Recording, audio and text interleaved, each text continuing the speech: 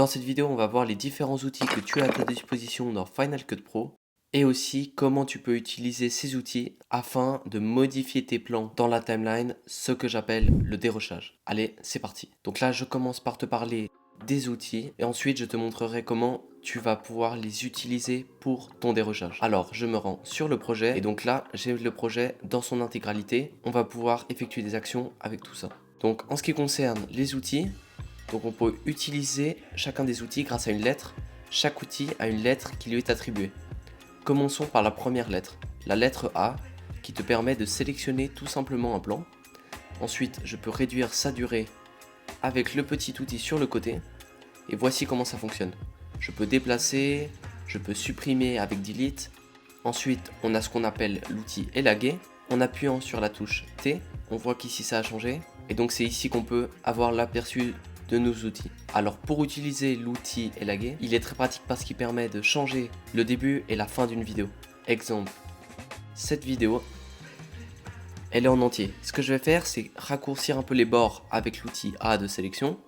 Ensuite, je prends l'outil élaguer ou alors j'appuie sur T et donc ainsi je peux changer le début et la fin de la vidéo. Donc je peux choisir quelle portion du plan va être lue. Et après, si tu te rends entre deux plans, ça te permet de changer l'instant du cut.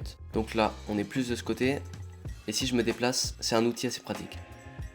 Et dès que vous voyez du rouge, ça veut dire que vous êtes au bout d'un plan et qu'il n'y a plus de fichiers supplémentaires pour continuer à couper de plus en plus. Donc là, je vois du rouge, je ne peux pas aller plus loin dans cette direction. Je me déplace vers la gauche et là, je ne peux pas aller plus à gauche. Ensuite, après mon outil élaguer, j'ai P pour position. Ça me crée un espace noir sur la timeline. Et si tu prêtes attention aux plans qui sont après celui-ci, tu peux voir qu'ils ne vont pas bouger avec l'outil de position. Tous les clips restent à leur position, le point d'ancrage ne change pas. Alors que si je prends l'outil A de sélection et que je bouge, je coupe un plan, on peut voir que les plans après, ils vont se déplacer. Pour le coup, l'outil position, je ne l'utilise jamais. Après, certaines personnes aiment peut-être l'utiliser, mais moi, ça ne me convient pas. Ensuite, on a l'outil R, R pour plage de sélection.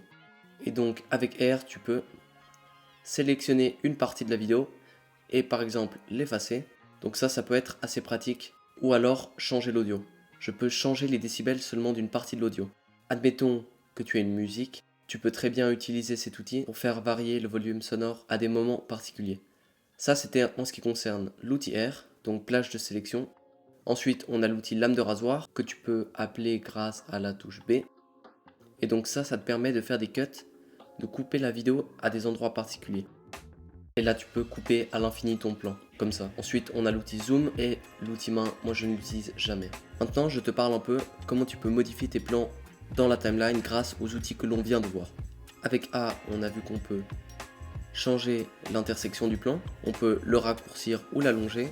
Avec B on peut faire des cuts, mais si tu n'as pas envie d'utiliser l'outil B, ce que tu peux faire aussi c'est appuyer sur commande B. Commande B, ça va faire un cut à un endroit précis. Donc tu n'as pas besoin de prendre l'outil ciseau pour faire un cut, tu peux juste appuyer sur commande B à un endroit en particulier. Là où il y a ta tête de lecture, tu appuies sur commande B. Après, admettons que je veuille couper la fin de mon plan, de la tête de lecture blanche jusqu'à la fin, tu peux appuyer sur option et $. De la même façon, si tu veux supprimer la partie qui est au début, donc de là à là, tu te mets à l'endroit où tu souhaites commencer ta vidéo et tu appuies sur option chapeau. Et de cette façon, le début de ton plan jusqu'à la tête de lecture, c'est supprimé de la vidéo. Ensuite, on a vu la touche R permet de supprimer une partie. Donc si tu deletes, mais il y a aussi possibilité de customiser ces raccourcis clavier. Donc le option $ et le option chapeau, c'est possible de changer tout ça. Pour que tu customises ton clavier, ça je te le montrerai dans une autre vidéo. On en a vu assez pour aujourd'hui. Moi je te dis à bientôt pour la prochaine vidéo, dans laquelle on va parler des effets et des transitions dans Final Cut. Allez, ciao!